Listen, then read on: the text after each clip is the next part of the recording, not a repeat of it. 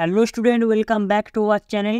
Control looping স্টেটমেন্টের already দুটো statement, if statement এবং ইফ এলস স্টেটমেন্ট আমরা আলোচনা করে ফেলেছি। যদি না তোমরা সেই ভিডিওগুলো এখনও পর্যন্ত দেখে থাকো তাহলে প্লিজ যাও, ডিসক্রিপশানে লিঙ্ক দেওয়া আছে, ভিডিওগুলো আগে দেখে নাও, তারপর তোমরা এটা কন্টিনিউ করতে পারো। তো সবার প্রথমে একটু থিওরিটা বলে দিই। The if else if statement construct work in the same way simple if and if else statement, but in where you can also apply multiple check. তোমরা যদি if আর if else এর ভিডিওটা দেখে থাকো তাহলে দেখবে if এর ক্ষেত্রে কিন্তু আমরা কেবলমাত্র একটি মাত্র কন্ডিশন ওখানে চেক করতে পারছিলাম, আর if else এর ক্ষেত্রেও সেম আমরা একটা কন্ডিশনই চেক করেছিলাম। যদি না সেই কন্ডিশনটা স্যাটিসফাইড হয় তার বিপরীতে আমরা আরেকটা কন্ডিশন না আরেকটা স্টেটমেন্ট পাস করতে পারতাম।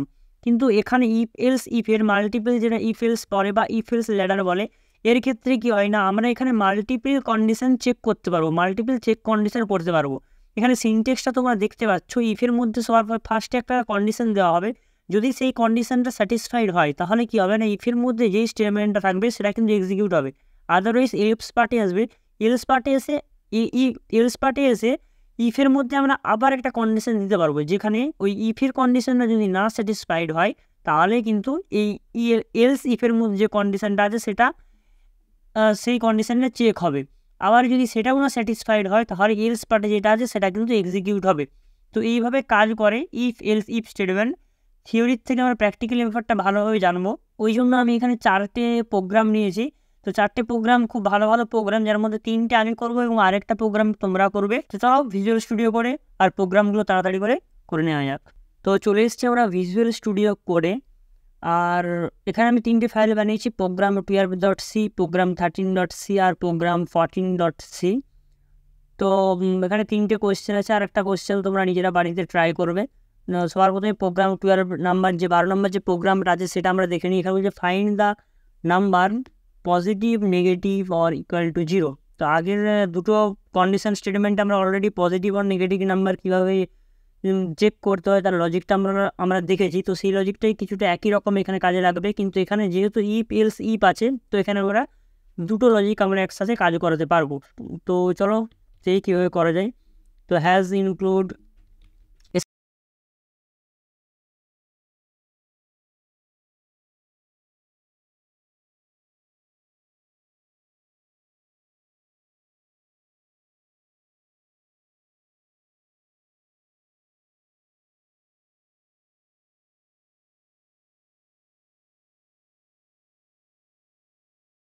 ওকে।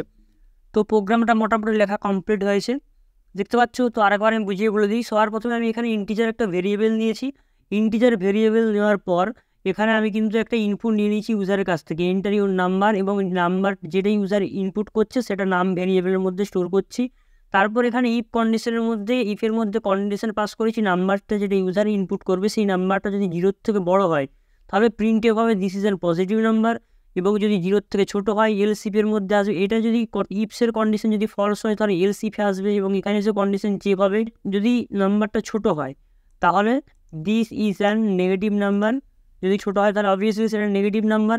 আর এই দুটো কন্ডিশনে যদি ফলস করে তাহলে এলস পার্টে আসবে, এবং এলস পার্টে এসে এখানে লেখা আছে this is an equal to 0। তো চলো এখানে একটা প্রোগ্রাম রান করা যাক। এখানে ইন্টারভিউর নাম্বার চলে এসেছে, যদি আমি 1 টাইপ করি দেখতে পাচ্ছি দিস ইজ এর পজিটিভ নাম্বার দেখাচ্ছে। এরপর আমি আবার প্রোগ্রামটা রান করি, এখানে যদি আমি 0 দিই তাহলে দিস ইজ ইকুয়াল টু 0 আসছে। আর এখানে যদি আমি কোনো একটা মাইনাস নাম্বার টাইপ করি, এখানে যদি আমি মাইনাস কোনো নাম্বার টাইপ করি -2, তাহলে দেখাবে this is a negative number.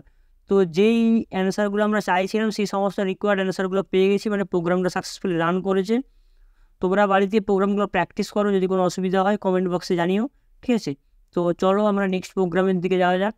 তো নেক্সট প্রোগ্রামে এখানে বলেছে write a program to enter the marks of a student in 4 subject, then calculate the total average, display the grade contents about by the student. আচ্ছা, মানে এখানে বলতে চাইছে তোমাকে একটা সিম্পল প্রোগ্রাম লিখতে হবে, যে প্রোগ্রামে স্টুডেন্ট তার 4টে সাবজেক্টের মার্কস ইনসার্ট করবে।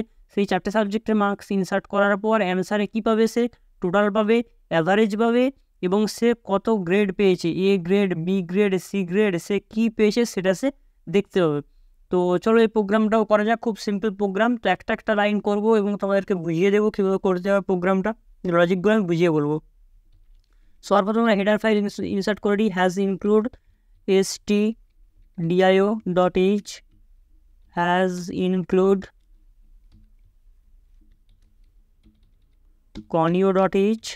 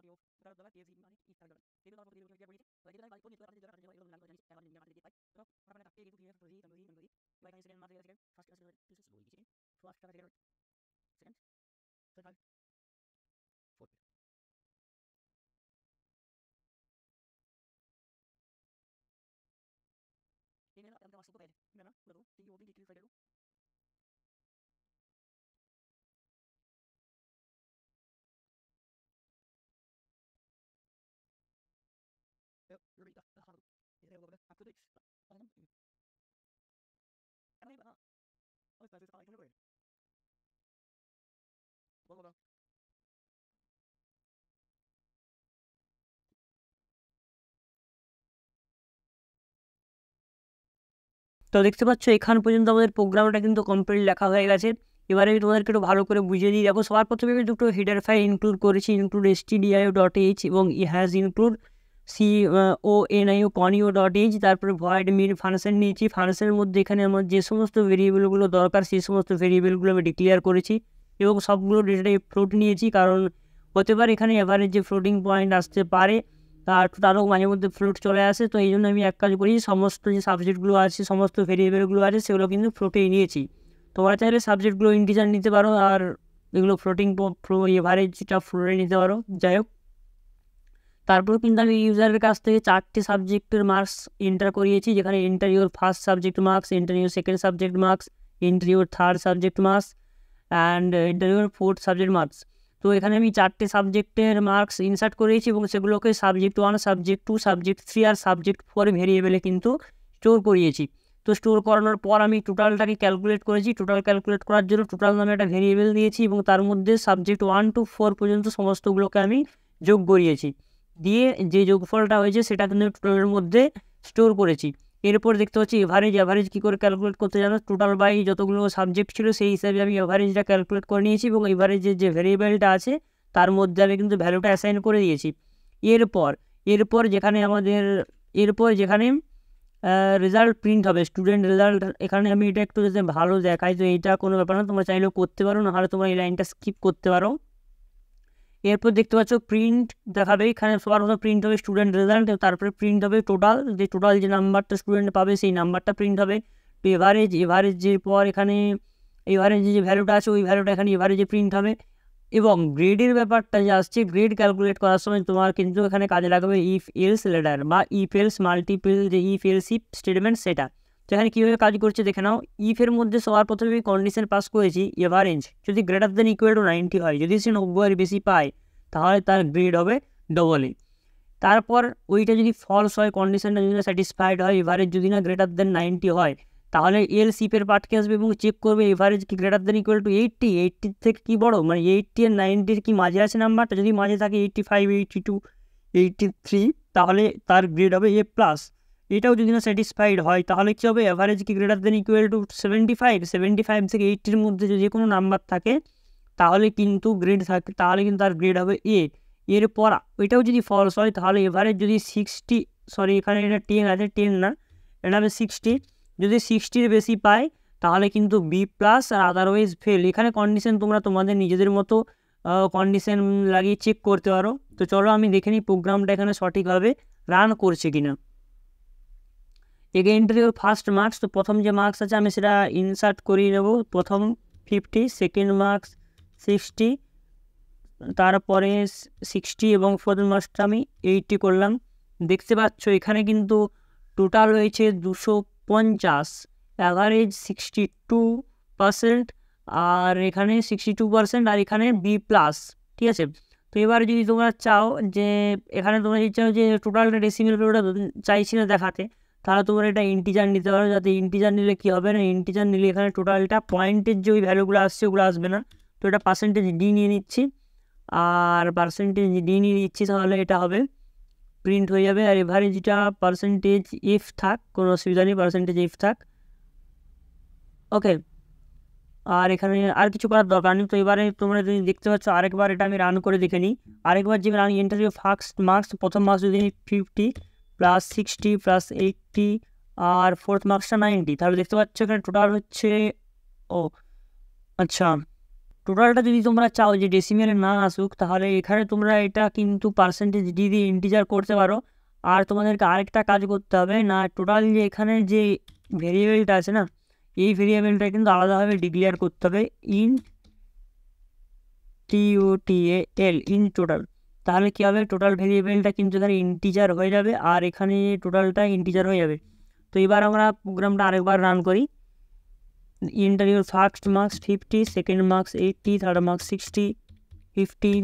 দেখতে পাচ্ছ এখানে কিন্তু 58% পেয়েছে। তো যেহেতু 58%-এর কন্ডিশন আমি দিয়ে রেখেছি, 60%-এর নিচে যেভাবে সেই কিন্তু ফেল করে যাবে। তো ওখানে, তো এই জন্য এখানে দেখতে পাচ্ছ গ্রেডে ফেল দেখাচ্ছে। তো কন্ডিশনগুলো স্যাটিসফাইড হচ্ছে এবং সমস্ত কন্ডিশনে পুরোপুরিভাবে কাজ করছে। তোমরা প্রোগ্রামটা ভালোভাবে দেখে নাও এবং বাড়িতে প্র্যাকটিস করো। কোনো অসুবিধা হলে অবশ্যই কমেন্ট বক্সে জানিও, আমি সলভ করার যত তাড়াতাড়ি সম্ভব সলভ করার চেষ্টা করব। তো এর পরে দেখা যাক আর কি প্রোগ্রাম আছে। তো এই যে দুটো প্রোগ্রাম বাকি রয়ে গেল, এগুলো তোমরা বাড়িতে প্র্যাকটিস করো। আর যদি কোনো প্রবলেম হয় কমেন্ট বক্সে জানিও, তো আমি এর যে অ্যান্সারটা হবে, কোড হবে, সেটা আমি নেক্সট ভিডিওতে ডিসক্রিপশানে দিয়ে দেবো, তোমরা দেখে নিও। তো আজকের ভিডিও এখানে পর্যন্ত। ভিডিও কেমন লাগলো অবশ্যই কমেন্ট বক্সে জানিও। ভিডিও যদি ভালো লেগে থাকে ভিডিওটিকে লাইক করে দাও, চ্যানেলটিকে সাবস্ক্রাইব করতে ভুলো না। চলো আজকের ভিডিও এখানে পর্যন্ত, দেখা হচ্ছে নেক্সট ভিডিওতে।